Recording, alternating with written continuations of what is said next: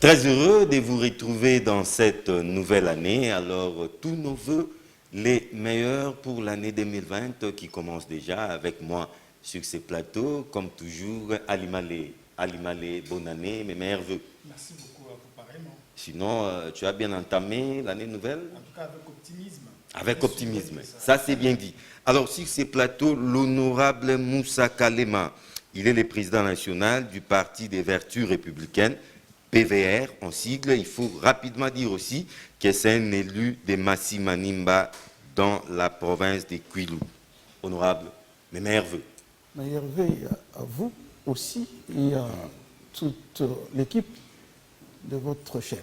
Alors, l'occasion faisant les larrons, nous allons faire les bilans, si vous voulez, de l'année 2019 qui s'est achevée. Sur quelle note les Congolais ont terminé, ont achevé l'année 2019? Je crois que c'est pas facile de faire le bilan. Sur quelle note l'année s'est terminée? Oui. Moi, je crois beaucoup plus de morosité. Étant entendu que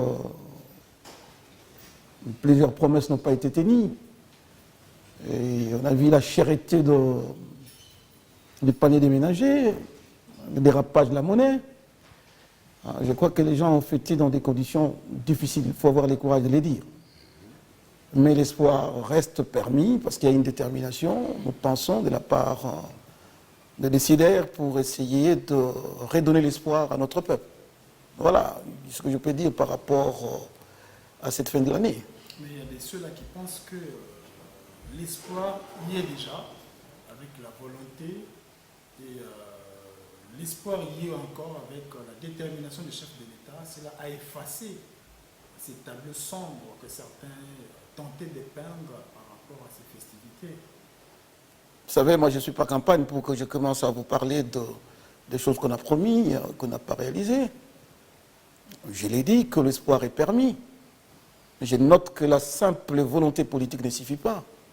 Il faut beaucoup d'ingrédients, beaucoup d'accompagnement, et puis beaucoup de franchise et de détermination pour que les promesses du chef de l'État, la volonté du chef de l'État soient transformées en actes politiques. Et ça, il faut des artisans, des personnes conscientes, des éléments conscients que regorge encore la République pour matérialiser la volonté et la détermination du chef de l'État. Et ça, je crois que ça tarde à venir. Mais quand l'honorable parle des promesses non tenues, il y a comme quoi sur la liste à citer? Vous savez, je ne voudrais pas me lancer dans cet exercice, mais je dis que nous attendions que l'Est du pays soit dans la calmie pendant cette fin d'année. Je crois que vous suivez que même les jours de fête, il y avait des massacres.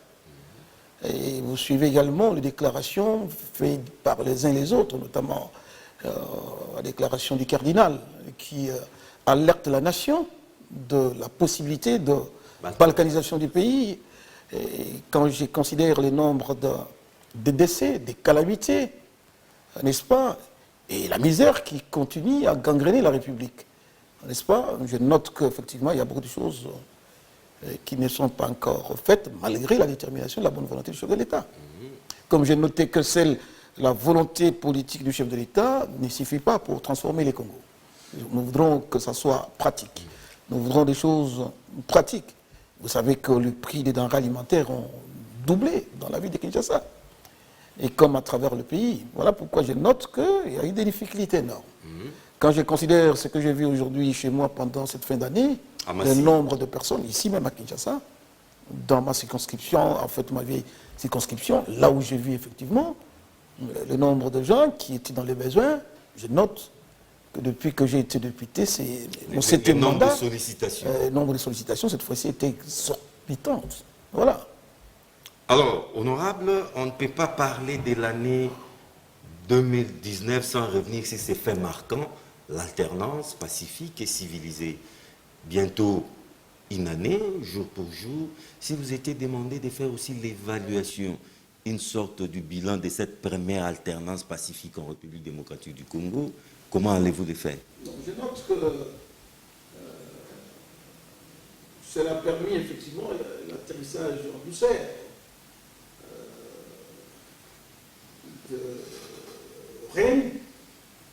temps que nous avons eu notamment le pouvoir, le FCC. Ça nous a permis, pour une première fois, qu'un élément de l'opposition puisse prendre le pouvoir. Et contrairement à ce que les gens attendaient, ils attendaient qu'on puisse avoir des troubles dans le pays. Et là également, nous notons que le président sortant, Joseph Kabila, a fait montre de activité et de sens élevé de responsabilité, et que le pouvoir s'est fait d'une manière civilisée.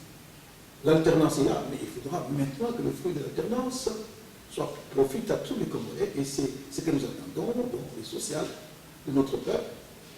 Les sociales tardent à venir. Oui, je crois que tout le monde est conscient que ça tarde à venir, même le chef de l'État lui-même sait que ça tarde à venir.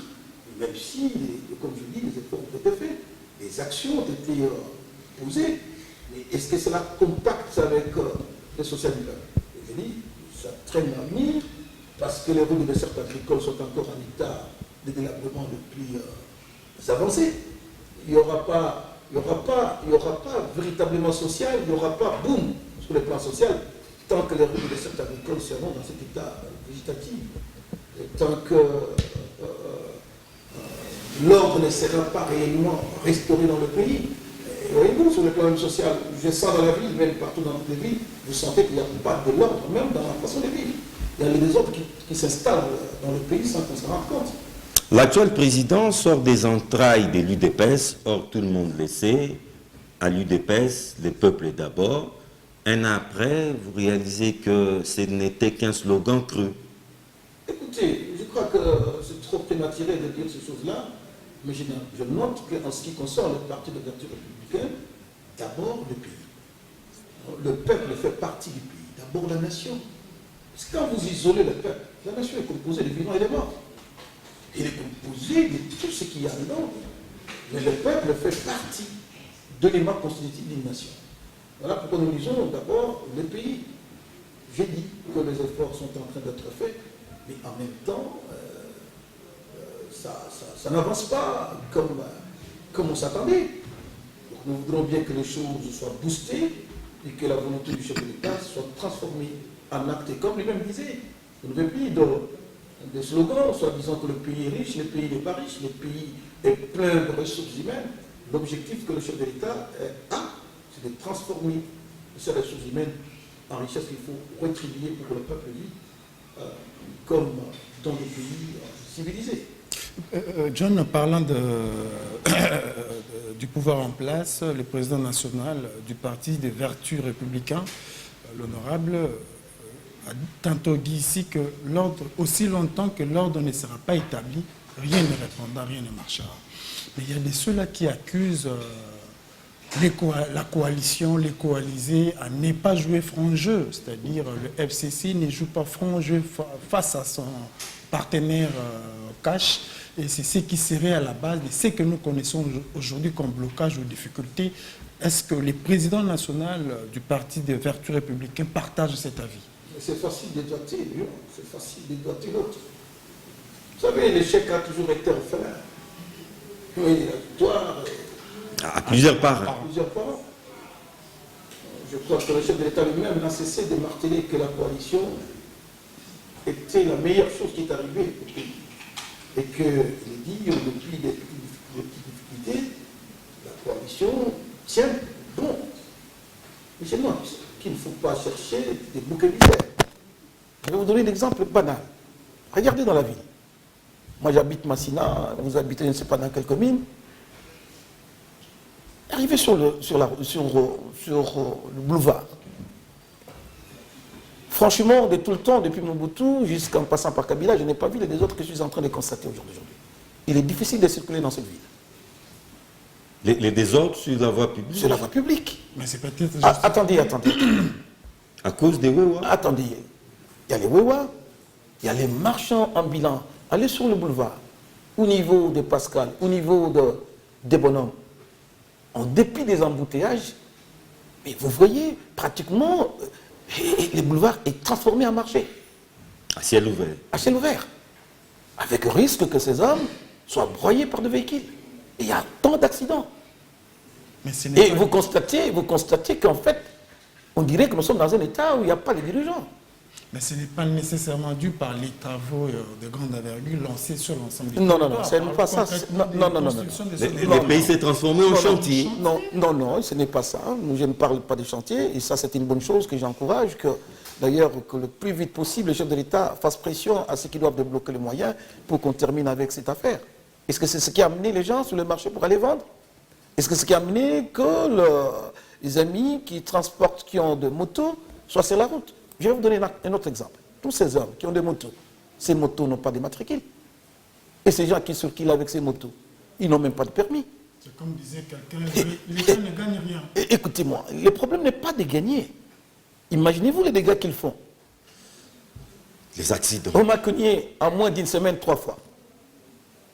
Par des motos. Et là, je te dis, le professeur Mangala, qui est l'un de mes collaborateurs politiques, mon conseiller politique, aujourd'hui se trouve à l'hôpital parce qu'il a été justement fauché par ce jeune gens. Voyez-vous, ce sont des petites choses quand on n'arrive pas à mettre de l'ordre dans ces choses-là.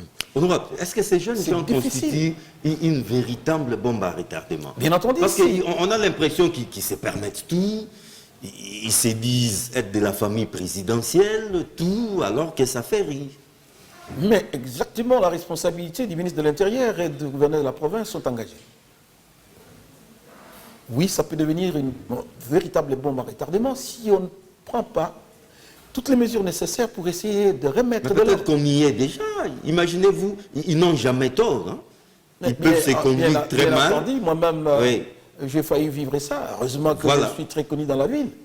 Sauver des justesses. Sauver des justesses. Heureusement que je suis très connu dans la ville. À la minute, il y a eu d'autres personnes qui sont arrivées pour leur dire, écoutez, arrêtez la comédie. Je note ça, ça fait sentir la faiblesse du pouvoir.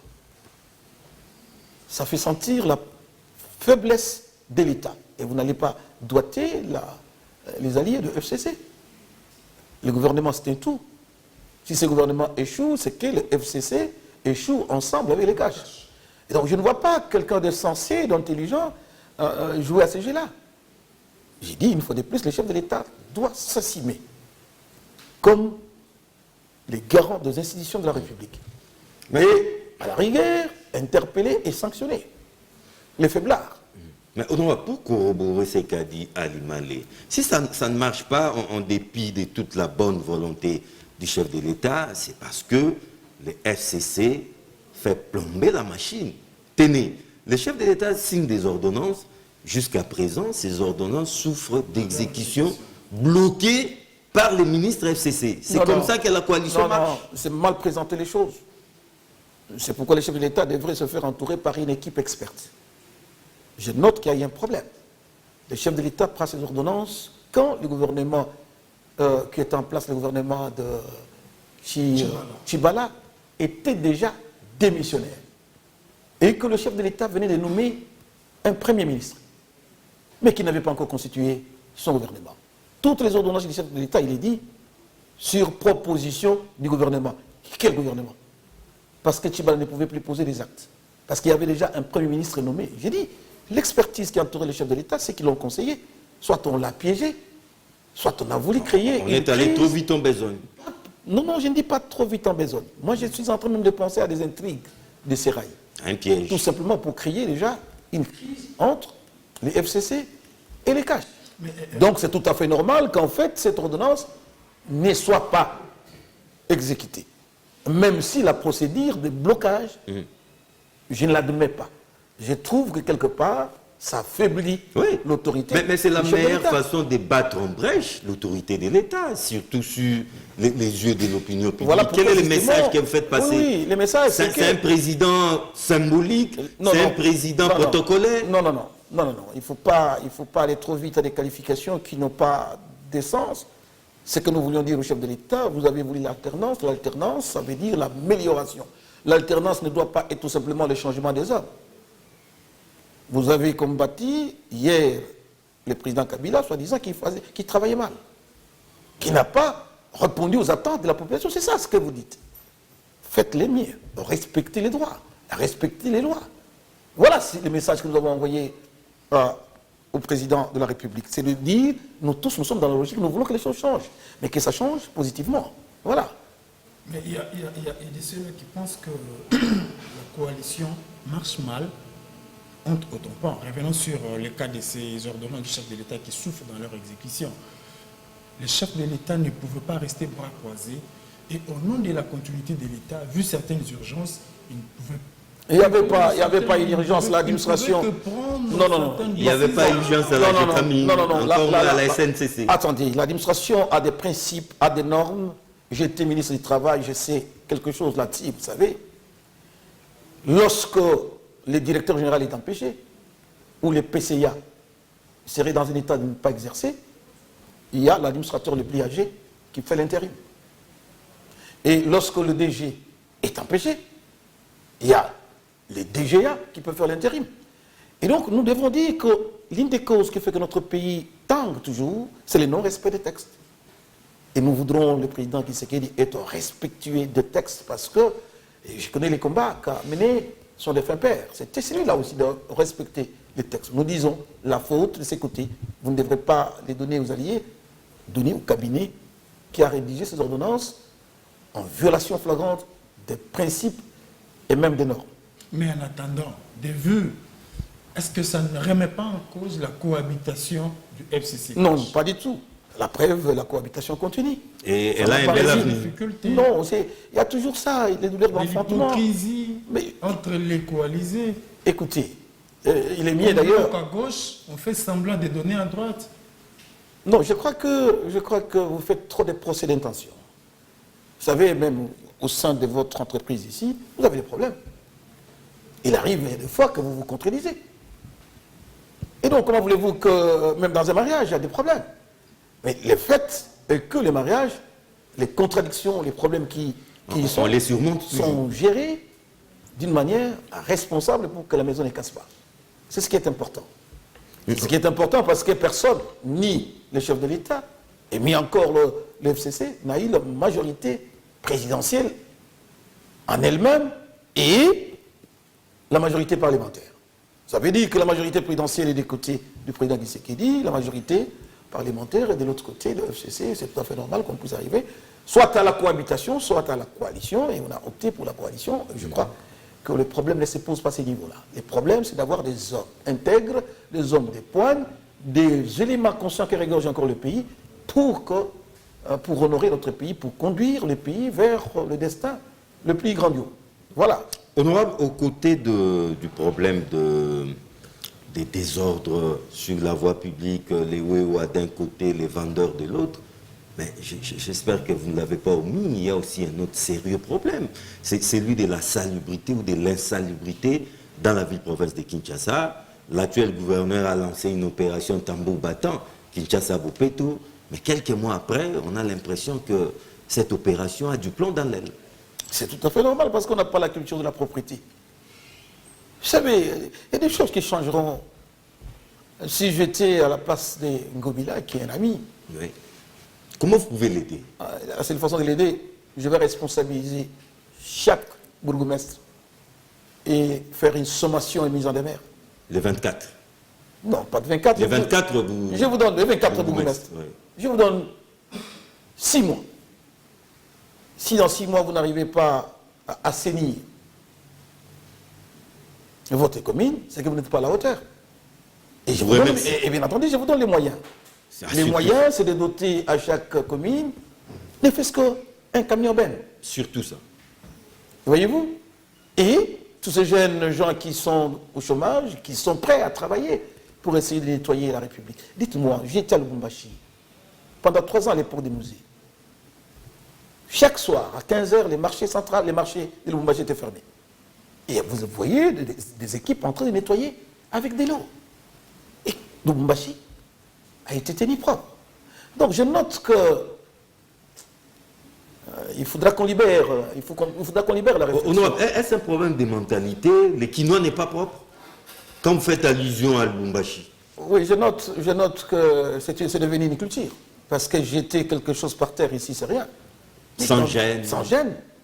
Vous trouvez un grand monsieur comme moi, au bord de mon véhicule, je suis en train de manger des bananes, et puis après je jette. C'est plus sûr sur la route. Bien sûr que c'est un problème de culture, et c'est un problème également d'autorité. On a vu ça avec Mouzé ici. Lorsque Mouzé est arrivé, qu'est-ce qu'il avait pris comme mesure pour que la discipline soit restaurée dans le pays? Pour que les gens circulent librement. Et tout simplement, j'ai dit encore une fois de plus, il faut des vrais patriotes conscients pour faire changer les choses. Mais est-ce que le manque de moyens peut aussi justifier la situation dans laquelle est plongée, ou la saleté dans laquelle est plongée la vie des Kinshasa? Non, c'est la mauvaise gestion, tout simplement, pas le manque de moyens. Écoutez, moi je vois des gens qui passent à la cité récupérer tous les poubelles, moyennant un paiement. C'est la manière, c'est le marque des politiques. Et c'est aussi le fait des arrivistes. Parce que vous nommez des gens, vous prenez des gens qui n'ont aucune expérience de gestion. Surtout Aucune. pas d'expertise. Pas d'expertise. Et vous en faites une autorité quelconque. Il vient apprendre au sommet, et c'est le seul pays d'ailleurs où les gens viennent apprendre au sommet de l'État. Des stagiaires au sommet de l'État. Voilà, ça pose véritablement un problème. Moi j'ai dit c'est un problème de gouvernance, c'est un problème tout simplement d'autorité, c'est tout. Vous savez, j'étais président de CPP, les tout premiers CPP des musées. Nous avons enseigné, à l'époque où Théophile Mbemba était gouverneur ici, il n'avait pas les moyens, il n'avait pas de moyens comme ce qu'on a aujourd'hui. Mais la ville était très pauvre. Rappelez-vous, à l'époque des musées, ce sont les CPP qui faisaient la propriété des communes. Comité du pouvoir. Les comités de pouvoir populaire, c'est faisable.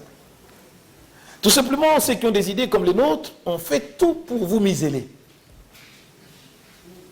Parce que les gens veulent profiter que la saleté, dès que ça devient des poubelles et des poubelles, il y a beaucoup d'argent qui sort à ce moment-là. C'est la même chose quand la route se détériore quelque part. Au lieu d'intervenir immédiatement, on observe, on attend. Donc ça devient un fonds de commerce. Ça devient un fonds de commerce. Et ça, c'est le travail que le chef de l'État. C'est là où le chef de l'État doit exercer son autorité en tant que garant. Parce que c'est lui. Il aura des comptes à rendre. C'est à lui qu'on va demander des comptes. Et c'est aux députés que nous sommes qu'on demandera des comptes. Voilà. Donc je note qu'il y a du travail. La seule volonté politique ne suffit pas. Il faut que le peuple accompagne cela. Il faut que le peuple s'approprie de cela. Il faut que le peuple de temps en temps se révolte contre lui-même.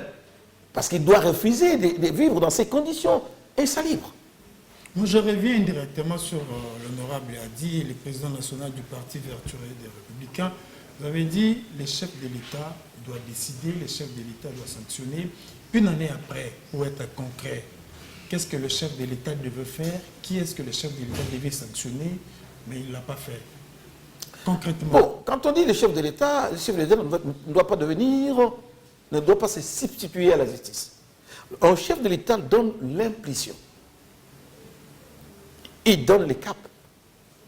Écoutez, on vous parle des gens qui prennent de l'argent comme ça. Vous apprenez 15 millions, 6 millions, 6 millions, 200 millions. 200 millions. Personne n'est inquiété. Alors que vous, dans tous les discours, vous martelez la lutte contre la corruption. Il y a un problème. Je ne voudrais pas développer mon analyse, je ne voudrais pas étendre ma réflexion. Soit vous êtes laxiste, soit vous êtes complice de ces gens-là qui corrompent, et des corrupteurs et des corrompus. Qu'est-ce qu'on attend au chef de l'État? Des directives fermes au PG. Dès qu'il y a problème, vous vous saisissez. S'il sent qu'il y a des faiblesses, des mesures sont prises.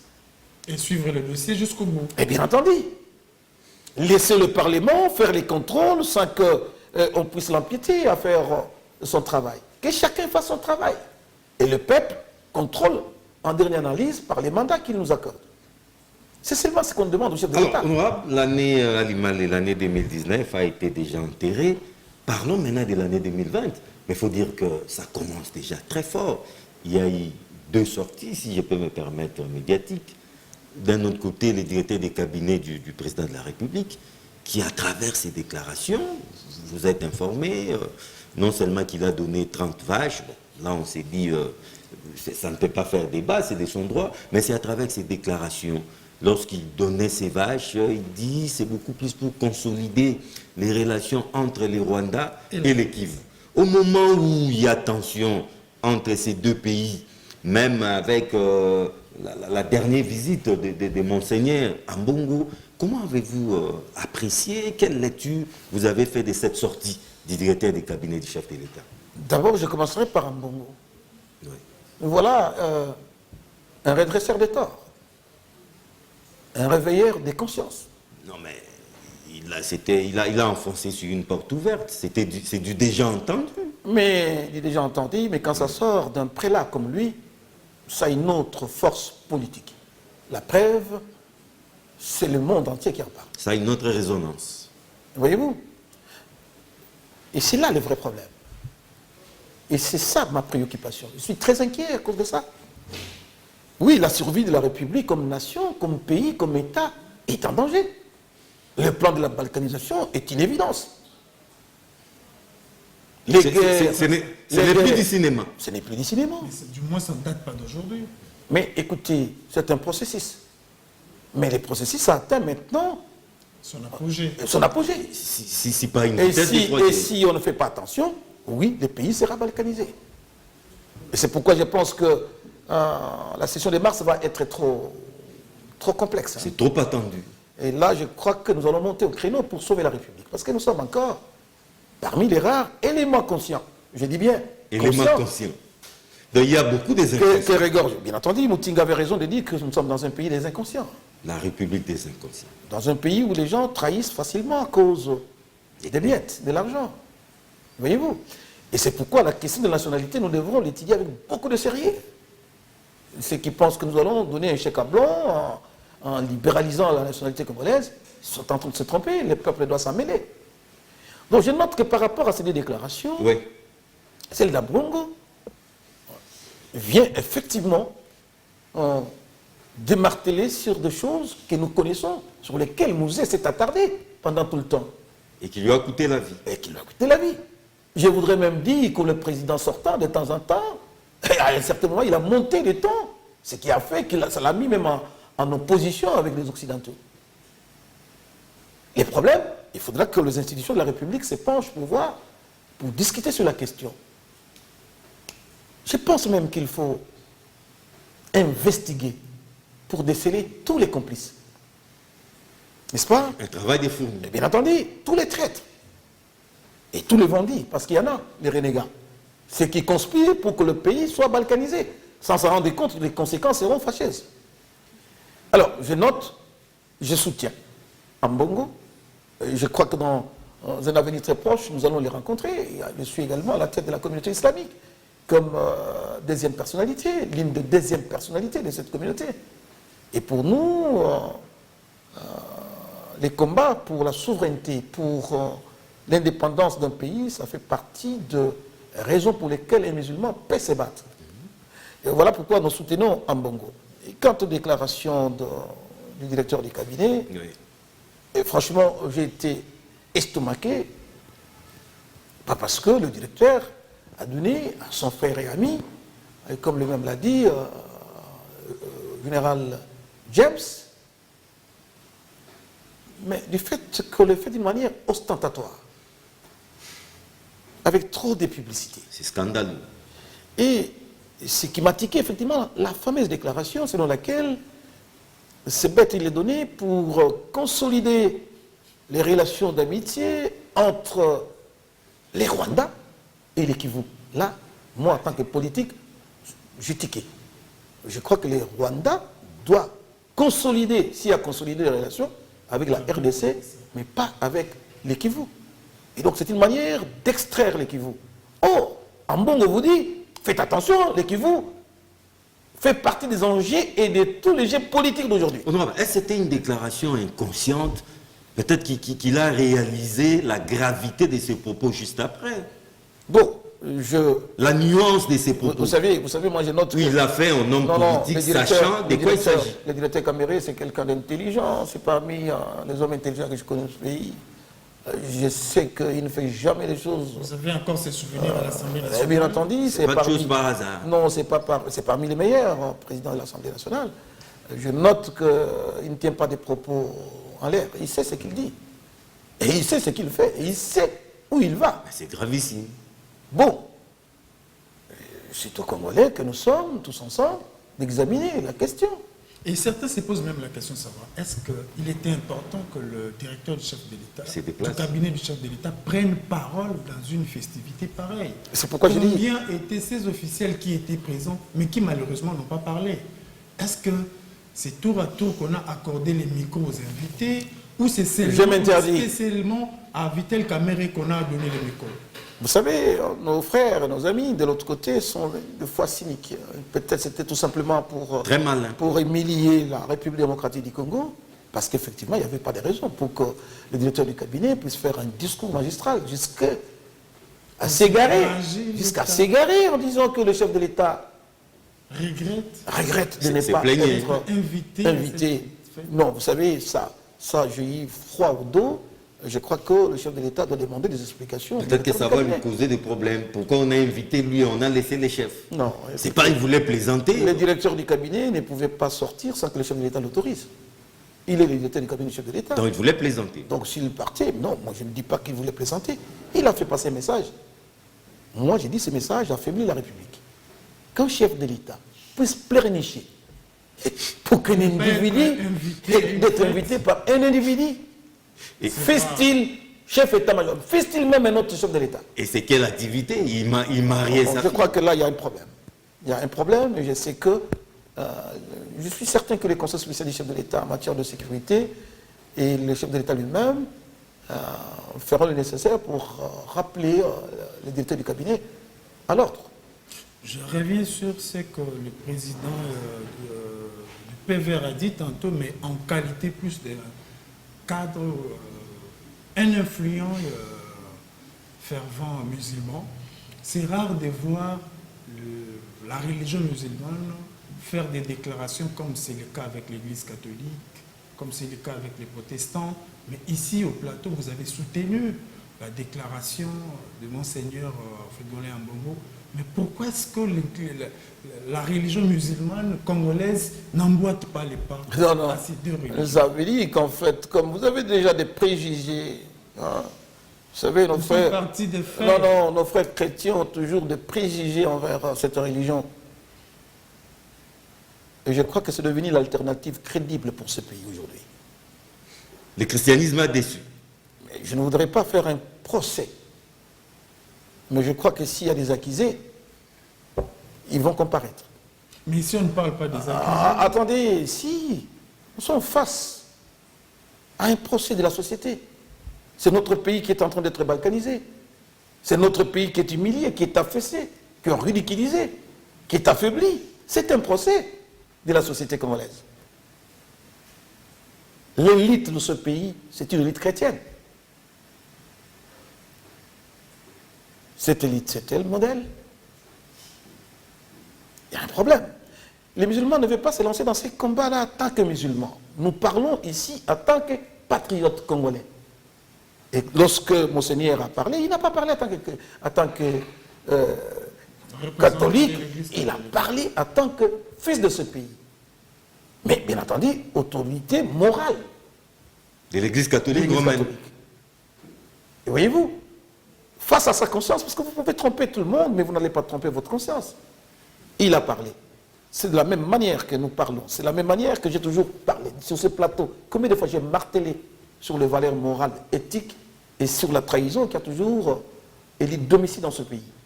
Et donc je note que les musulmans sont les plus opposés à l'assujettissement de ce pays. Mais il faut laisser le temps au temps. Et les temps commencent à venir. Et nous allons commencer à faire entendre notre voix. Où les musulmans auront une voix dans ces pays. Parce que jusque-là, vous êtes à fond. Même quand vous essayez un tout petit peu de parler, personne ne vous écoute. Oui, nous ne sommes pas à fond. Ceux qui ne nous écoutent pas seront rattrapés par ce que nous avons dit. Parce qu'en ce moment, ils n'auront pas de recours. Vous savez, nous sommes comme des prophètes qui annonçaient des messages. Mais nous évitons d'être demain accusés.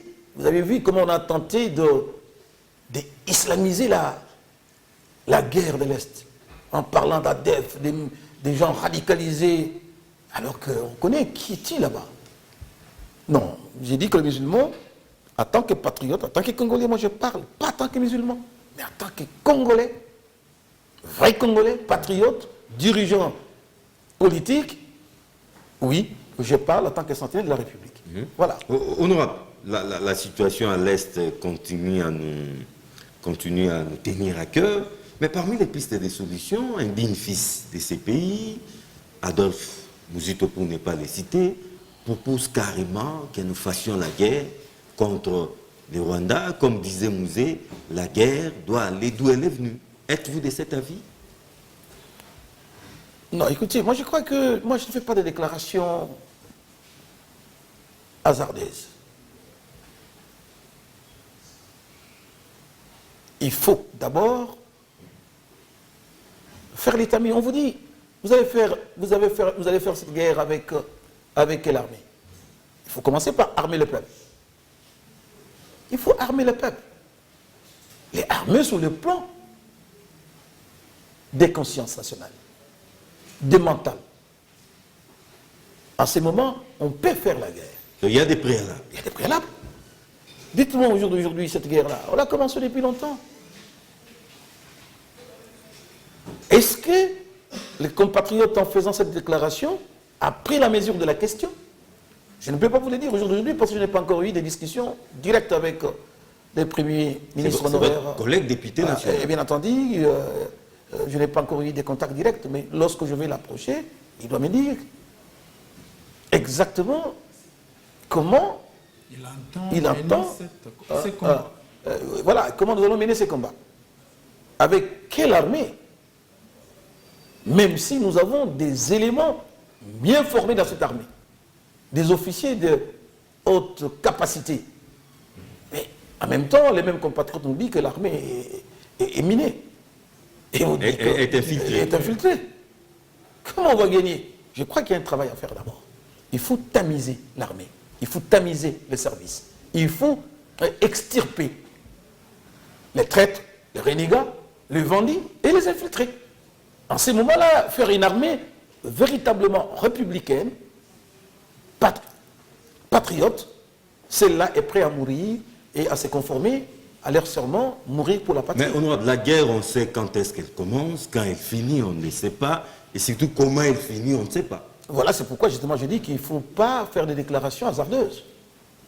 D'abord, il faut vous rendre compte que vous avez une armée capable de réagir à tout moment et de faire face contre l'ennemi.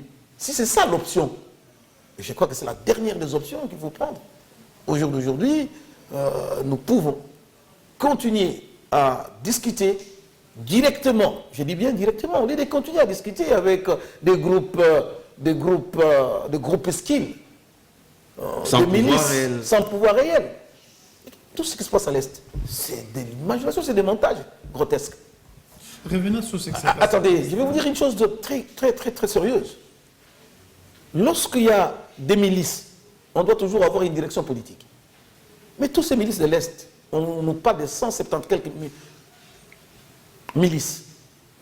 C'est qui leurs autorités politiques? Parce qu'il faut discuter avec les chefs politiques de chaque milice, ou de leur maître. Alors moi je propose qu'on discute directement avec le pays qui sont impliqués dans cette guerre.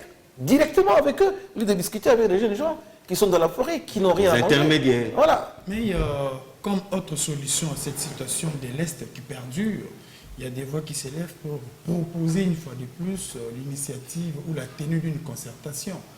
Pour l'honorable, est-ce que c'est l'issue? Non. Encore un dialogue. Non, mon cher ami, il y en a eu déjà plus de 54 dialogues dans ce pays depuis l'indépendance. Ah, vous avez comptabilisé. D'abord, qui va dans ces dialogues? On s'est choisi entre des amis, entre des belligérants. Non, je dis que ça ne serait pas ça la solution. La solution, il faut que les Congos redeviennent véritablement une nation.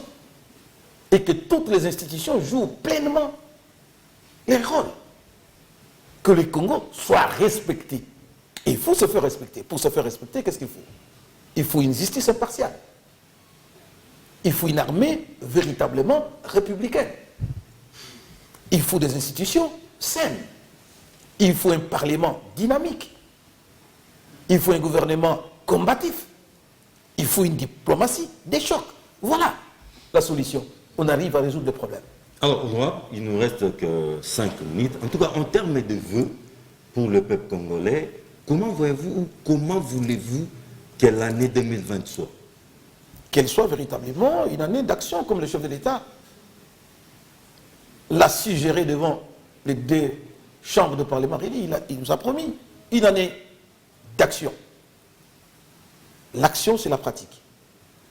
Très rapidement, le chef de l'État doit sommer pour son gouvernement pour qu'on termine rapidement cette histoire de saute-mouton, par exemple. Parce que ça crée beaucoup d'énervement dans la ville. Ah oui. Voyez-vous, qu'on lève toutes les barrières à travers la République. Je l'ai dit au Premier ministre. Dites-moi, pourquoi on doit traverser plus de 15 barrières pour arriver à Kikwit? Qu'on remette de l'ordre sur la route. Je voudrais qu'on discipline tous ces jeunes gens qui, aujourd'hui, roulent dans la ville avec des motocyclettes, des motos. Appelez Wewa. Qu'on appelle Wewa pour des raisons connues simplement à ceux qui les ont qualifiés de la sorte. Qu'on donne des plaques d'immatriculation. Toutes ces motos doivent être immatriculées. Et tous les conducteurs doivent avoir permis de conduire. C'est une source de revenus. C'est du manque à gagner. Réglementé sur certaines routes, ils ne peuvent pas circuler sur le boulevard. Voyez-vous, des choses simples, oui, et s'attaquer à des routes de dessert agricole avec le ministre du Développement rural, qui doit vraiment s'y donner. Et surtout que nous avons voté un budget de plus de 86 millions de dollars américains pour payer les cantonniers. Oui, recruter véritablement ces cantonniers en tenant compte de critères d'objectivité, pas de critères de famille. De manière que le pays puisse reprendre les activités agricoles. C'est ce que nous attendons. Nous attendons pour que chaque Congolais puisse manger comme il le veut. Il peut manger autant de fois qu'il le veut, parce qu'on ne mange pas tout simplement 3 fois comme les gens pensent. Vous pouvez manger toutes les fois que vous avez faim. Et avec ce que nous disposons comme potentialité hydraulique, oui, c'est possible. C'est ce que nous attendons. Avec un budget de 10 milliards de dollars américains, ça peut aller permettre à tout Congolais... Mais dans ce pays-là, on a vécu avec quel budget? À l'époque de Mobutu, avant que Mobutu, les pays s'effondrent. C'est le meilleur budget qu'on a. Hein? Dites-moi, et on avait quel budget? Quand Mouzé est arrivé ici, la situation sociale s'était améliorée dans ce pays, stabilisée. Et on avait quel budget? Non, moi je dis encore une fois de plus, en mettant les hommes qu'il faut à la place qu'il faut, en sanctionnant sévèrement tous les fautifs, oui, le pays peut reprendre, le peuple peut espérer. En sanctionnant, mais peut-être ensuite, le Parlement n'a jamais sanctionné. On n'a jamais vu un membre du gouvernement être accusé de détournement, être démis de ses fonctions par les canaux de l'Assemblée nationale qui a entrepris de contrôle parlementaire autant, mais il y en a... Non, nous parlons de ces mandats. Nous ne parlons pas du passé. Nous parlons des mandats de l'alternance. Et nous avons... Vous mettez dans ces mandats. Nous allons sanctionner. Vous pouvez vous rassurer que nous allons sanctionner et que ceux qui pensent qu'ils vont encore danser sur les nez des députés sont en train de se tromper. Ça ne se fera pas comme ça. Alors, on a peut-être pour terminer, hein, ça fait aussi la une de l'actualité, c'est lui qu'on peut qualifier d'évadé de Makala, l'honorable Né Monasemi, s'est autoproclamé président de la République et donne 72 heures à Joseph Kabila de quitter le pays. Il ne reviendra qu'en 2023 comme investisseur.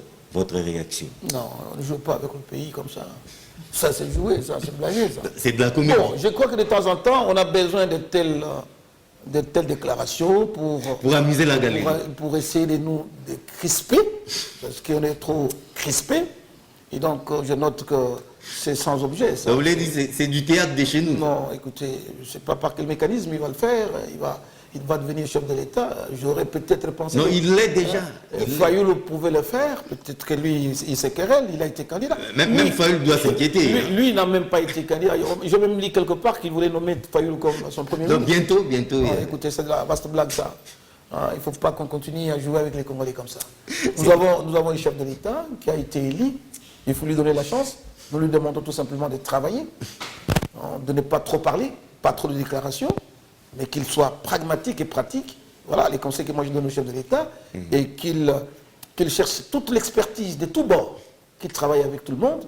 Il va voir qu'il peut facilement laisser des empreintes dans ce pays-là. Alors, honorable, en une phrase cette fois-ci, ça sera réellement votre mot de la fin pour l'année 2020 qui commence. Je voudrais que cette année soit une année de prise de conscience pour fédérer toutes les énergies, de manière que les plans de balkanisation échoue définitivement et que cette année, nous devons parler d'une voix et d'une voix très forte pour faire entendre la voix des Congolais, pour dire non à la balkanisation de ces pays. Et en même temps, cette année, nous devons faire un travail des tamis pour que les institutions soient quelque part exorcisées de tous ceux qui sont en train de les miner. Voilà, je voudrais que l'année soit une meilleure année pour tout le monde, pour les chefs d'État, pour le Parlement, pour le gouvernement et surtout pour notre peuple. Voilà. Merci beaucoup, honorable Moussa Kalema. Je rappelle que vous êtes le président national du Parti des Vertus Républicaines, PVR, élu de Massi-Manimba dans les Kwilu. Merci beaucoup d'avoir été là et nos meilleurs voeux encore une fois. Merci beaucoup et nous serons toujours là Merci si beaucoup. vous avez besoin de nous. Merci beaucoup. Merci honorable, merci à toi, Alimal, et surtout mes meilleurs voeux. Merci à vous pareillement. Chers téléspectateurs, merci. Tous nos meilleurs voeux. Retrouvez ces magazines en rediffusion déjà ce jeudi à partir de 11h. Sinon, retrouvez Alimal et moi les mercredis prochains à la même heure. Au revoir.